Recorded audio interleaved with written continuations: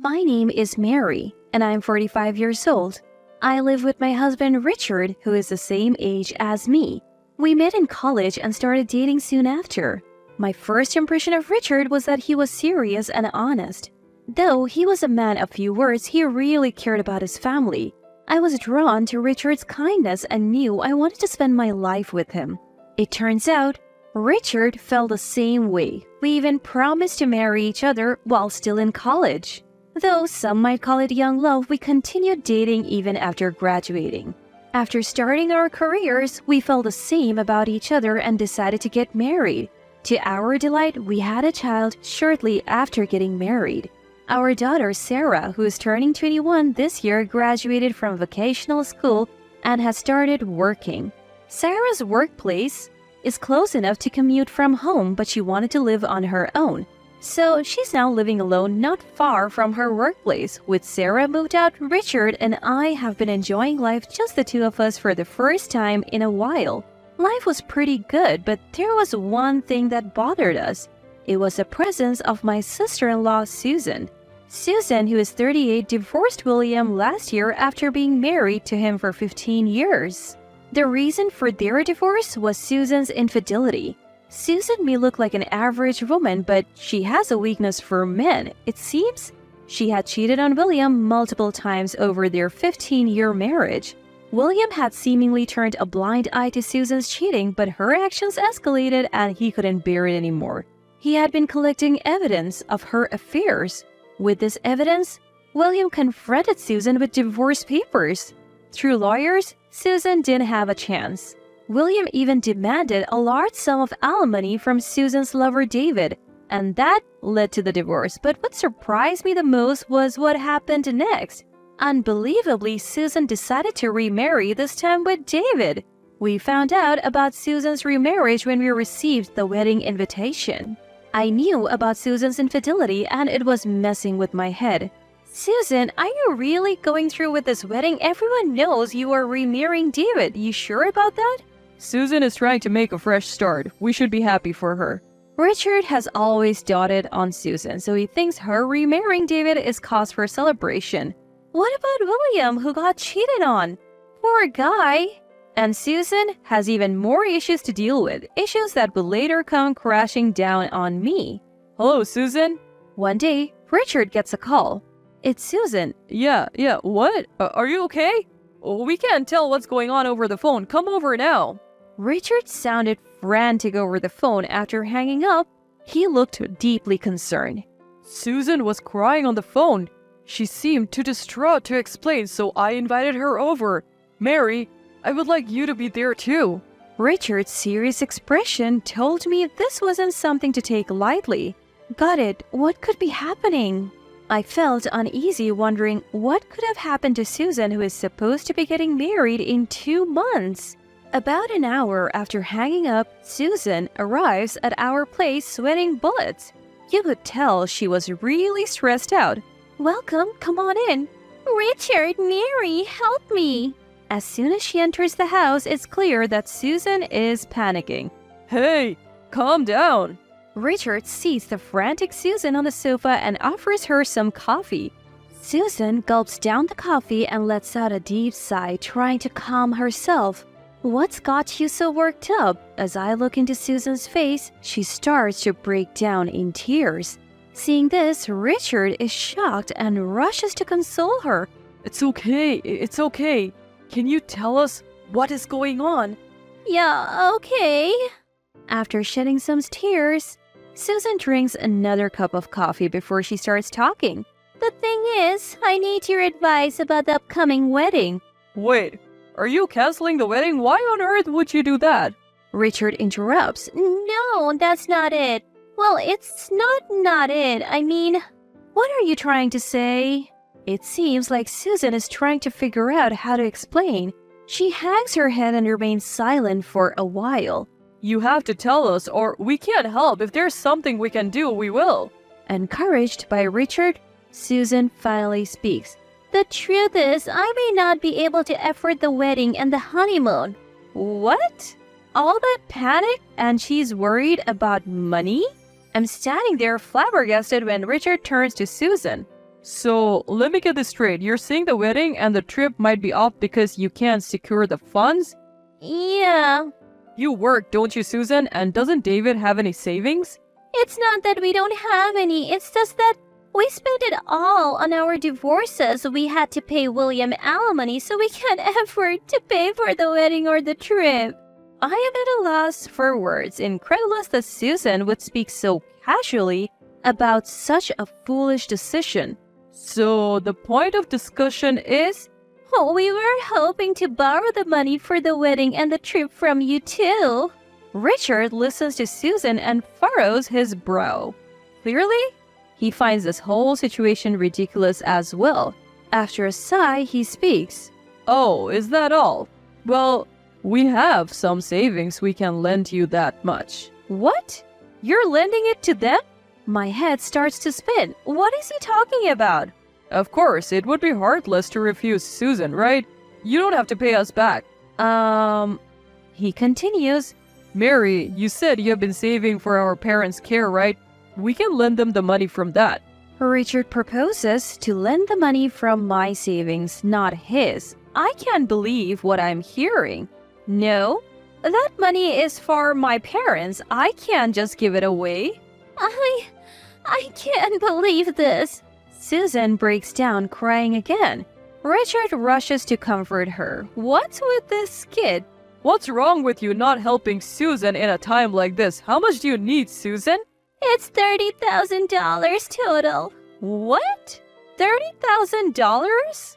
My parents are already over 75. Though they're still healthy, they will need care soon. Being an only child, I've been saving for this purpose. Even after having children, I never quit my job and have saved up money alongside educational funds. I have no desire to use this money for Susan. We'll be using Mary's $30,000 saving for Susan's wedding and honeymoon. I told you, that money's for my parents' care. As I continue to adamantly refuse, Richard finally loses his temper. Not helping Susan is crazy. Those who have should give. Then why don't you give it? I bought this house. I don't have savings. The house was bought with both our salaries and on a mortgage. That's no reason. What about Sarah's educational expenses? We split that too, and by the way, we have split all living expenses so far. Did you forget? At a loss for words, Richard clenches his fist. His face beat red. I suddenly realized that Richard hadn't been saving any money at all. We had been keeping our finances separate since we got married, so I had no idea. Just give me the money, no questions asked. If you don't get it, then forget it. Richard spat out those words and stormed off to his room. I was left alone with Susan in the living room, not knowing what to do. Mary, do we really have to go without the money? She looked at me with teary eyes, but that won't work on me. Sorry, you'll have to figure it out yourselves. I avoided further conversation to keep things from getting complicated. An awkward silence filled the room. Susan seemed to be waiting for me to give in, showing no signs of leaving. After some time, Richard finally emerged from his room, holding a piece of paper. I printed out divorce papers. If you won't help Susan financially, then let's divorce. I've already signed them. It's up to you now, Mary. Richard was out of breath, clearly riled up. If we divorce, you will lose this house, Mary. You think a 45-year-old divorcee can easily find a place to live? Richard was looking down on me, confident I wouldn't go through with it. Seeing Richard's arrogance and Susan's irresponsibility, something inside me snapped. You want to divorce because I won't give Susan money? Don't be ridiculous. Enough of making a fool out of me. I snatched the divorce papers from Richard. I'll go through with the divorce. Why don't you pay Susan the $30,000? You love her so much. Maybe Richard thought I would apologize. My yelling left him frozen in surprise. Ignoring Richard, I quickly packed essentials and left the house. I had nowhere to go, but I took a chance and called Sarah. Hello? Hey, how are you? Luckily, Sarah picked up right away. Rare to get a call from you. What's up? Well, I had a big fight with Richard. If it's not too much trouble, can I stay at your place for the night? Of course! Stay as long as you like. Oh, could you make some of your buffalo chicken wings? It's been a while. Sarah loves the buffalo chicken wings I make. Thanks, I'll make a ton of them. I headed to the supermarket to buy ingredients and then drove to Sarah's apartment. After a 30-minute drive, I arrived at Sarah's place. As I started cooking in the kitchen, Sarah awkwardly approached me from behind. What did Dad say to make you consider leaving home?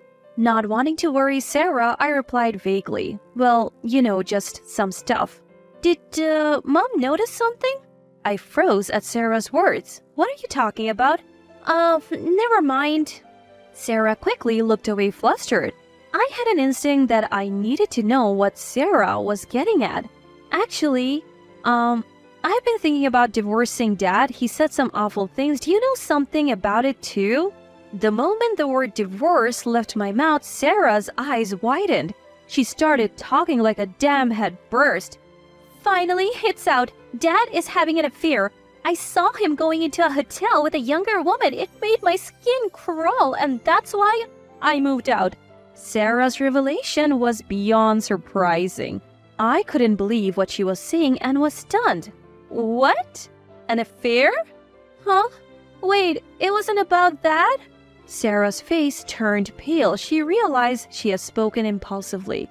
It wasn't about that, but it sounds like something I should know. Can you tell me more? I'm not going to get any more hurt at this point. Well, if Mom says it's okay, I'll talk. Sarah took a seat and started talking about Richard's infidelity. Just before I graduated, I saw Dad when I was out with friends at a pub. He was walking with a woman I didn't recognize. So I followed them and...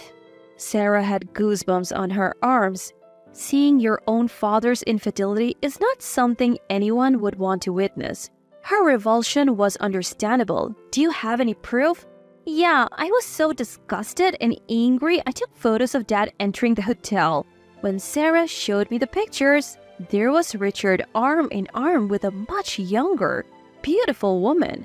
Wow, that's really unsettling. I'm sorry I didn't catch on sooner. Sarah shook her head. Actually, I was blackmailed for money by Susan. When I refused, Richard told me to divorce him. If I have this kind of evidence, I'll be the one filing for divorce. Sarah had been keeping this from me all along. She must have been going through a lot. I felt terrible. Now that I understood why Sarah had moved out, could you send me those pictures? I have the divorce papers signed by Richard. I'll make sure to get alimony before the divorce is finalized. I'll go with you. I want to give Dad a piece of my mind one last time. Feeling empowered, knowing Sarah was on my side, I finally grasped the full picture. Turns out Richard wasn't blaming Susan for her affair because he was cheating too. The moment I realized that, my disdain for him grew exponentially. That night, we drowned our sorrows in a heap of buffalo chicken wings and a good deal of venting about Richard. Far from being upset, Sarah seemed almost pleased at the idea of Richard no longer being in our lives. Then the weekend rolled around. Sarah and I went over to where Richard was staying. So, you have finally come back. We returned to find our home in shambles. Richard, never one for housework, hadn't bothered to clean or cook. Half-eaten instant noodles and snack wrappers were strewn all over the place. We're back, but what a mess. How can anyone live like this? Richard was visibly annoyed by Sarah's comment. How dare you talk to your parent like that? Well, you won't be my parent much longer, will you? Richard seemed even more irritated at this. I have already told Sarah. I have filled out the divorce papers. All that's left is to file them. You really think you can actually divorce me? I do, but first, there's something I need to confirm with you, Richard. Sarah and I sat down on the sofa. The table in front of us was dirty, which only made me feel more uncomfortable. Confirm what? Take a look at this. I showed Richard a picture Sarah had sent me. As he looked at the screen on my phone, his face went wide. This is, The The picture showed Richard entering a hotel with another woman, leaving no room for excuses. That woman works for me. She wasn't feeling well and we were just taking a break. You're not going to assume this is cheating, are you? Assume? I took the photo right before entering the hotel. She was laughing. Didn't seem sick to me. Richard tried to wriggle his way out with a lame excuse, but we weren't having it. I'll give you the divorce you want, but you will have to pay the alimony decided in court. I can't afford to pay alimony. I have to give money to Susan, too. My disappointment in Richard, who was still prioritizing Susan, even now reached new heights. Then work hard to afford both. From now on, we'll talk through lawyers, so don't contact us again. I don't need a cheating dad. Please get out of my sight. We were just about to leave the house when we heard, Wait, you've got it all wrong. Please wait. Richard came chasing after us, desperate. Think about it, Mary. If we get divorced, you're gonna lose the house, right? You would just be causing yourself trouble. I felt not an ounce of love for Richard, who couldn't even master an apology to the very end.